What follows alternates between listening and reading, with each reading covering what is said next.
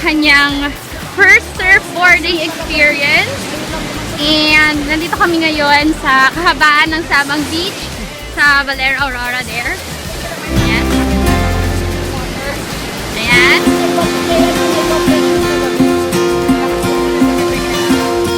Oh yes. Ano masasabi mo sa first surfboard experience mo? Pasensya na po kung kulay blue, ay kung kulay brown itong dagat. Hindi po talaga ganito karoon. I'm excited. Ay! Ayan. He's so excited.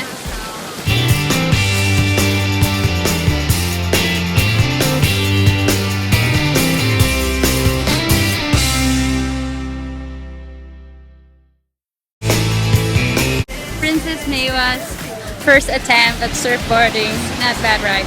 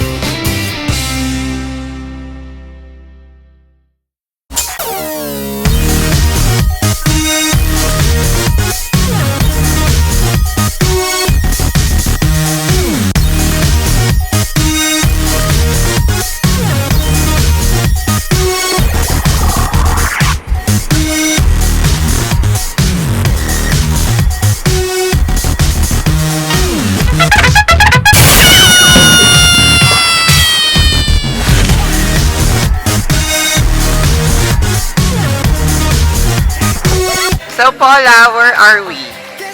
We're going to the valley. That's the hanging bridge over there. Overlooking the Sabang Beach. Yes, and we are here at the marker. Noon, wala pa daw itong bridge na to. Doon ba na doon? Pinabangkas na.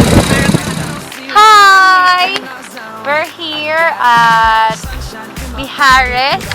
Isa siya sa barangay ng Dipakulaw. Kung makikita nyo ang kaibahan ng dagat dito, puro siya bato.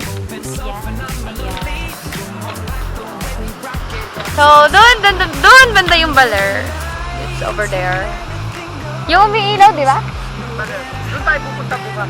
Yung dulo naman na yun. Pagkakit mo gusto kami yung... Say hi! Hello!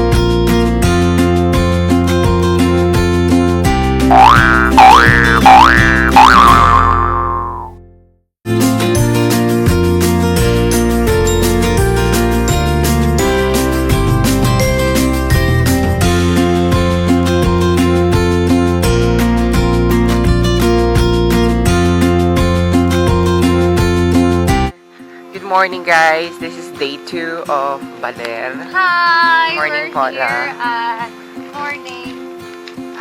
Clear na ba yun? Yung parola na akit namin. Oh yeah, that's nice. Hindi siya ano kasi may sun. So, you guys will see that parola later on. Part pa rin ito sa bali, di ba? Pikaluyungan na ito. Pikaluyungan na ito. Cemento. This is the cemento. Cemento Beach. Bakit ganun? Why do they keep saying that? Kagaya kahapon sa hanging bridge. Ikaw naman ngayon ang sinabihan. Ikaw ngayon ang mukhang may pera. Ano may pera? Pinabalik namin ang dalawang bulletin kasi kasi sinasamahan nila kami pero alam naman na nung kasama namin kung saan kami pupunta. Yeah. Eh, binigyan na lang namin ng tag 10 pesos. Ayun, umuwi na sila. Ano ba? Naliligaw na ba tayo? Wala ko tayo pupunta. Oo nga. Wow! And so, wow! Makikita namin ang full view ng beach. Very nice. Oo, yun. Hindi kayo siya, ayun. Nakikita na siya. Actually. Bakit mabaho ba? May umutot. Wala naman.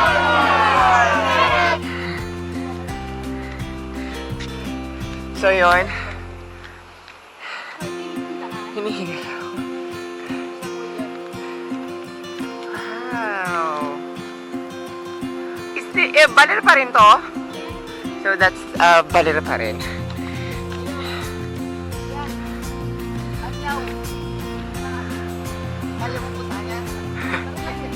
Langayin natin mo na yung nag-iisa. Really? Seryoso? Pating talaga? May isang island over there. So yan, umakyat kami dito sa may lighthouse. And it's my first time umakyat ng lighthouse. It's actually 7 o'clock in the morning. So kami lang nandito. Wow!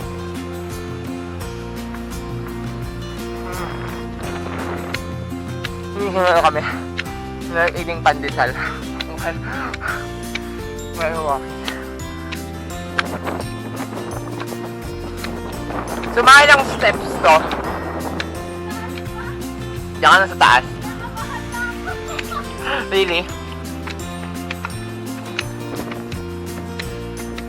Dapat may selfie stick pala tayo dito.